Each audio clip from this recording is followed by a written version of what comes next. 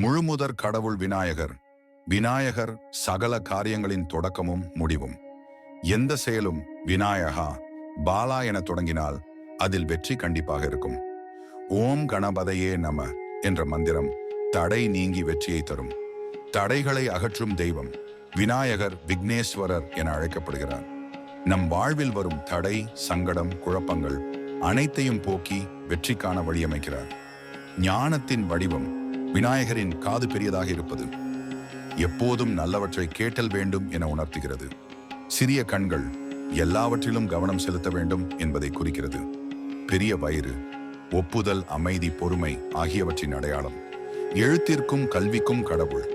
மகாபாரதத்தை வியாசர் கூற விநாயகர் எழுதி முடித்தார். கல்வியை விரைவில் எடுத்துக்கொள்ள விநாயகரை வழிபடுதல் மிகவும் சிறப்பு. எல்லா கோட்பாடுகளும் விநாயகரை நம்புகின்றன. சைவம், வைணவம், சாக்தம், கௌமாரம், கணபதியம், சௌரியாம் இவை 6 சமயங்களாக இருந்தாலும் அனைவரும் விநாயகரை முதலில் வழிபடுகிறார்கள். பஞ்சபூதங்களை ஒழுங்குபடுத்தும் சக்தி விநாயகர். நம்முள் உள்ள ஐம்பொறிகளை சமநிலையில் வைத்தால் வாழ்வு சிறக்கிறது. நல்ல தீர்மானங்கள் எடுக்க விநாயகர் வழிபாடு மிக முக்கியம். மகிழ்ச்சிக்கும் மகத்துவத்திற்கும் அடையாளம். எங்கு விநாயகர் இருக்கிறாரோ அங்கு சந்தோஷமும் வெற்றியும் உறுதியானவை. விநாயகர் சக்கரம் ஒரு முழுமையான வாழ்க்கையை அடைய உதவும்.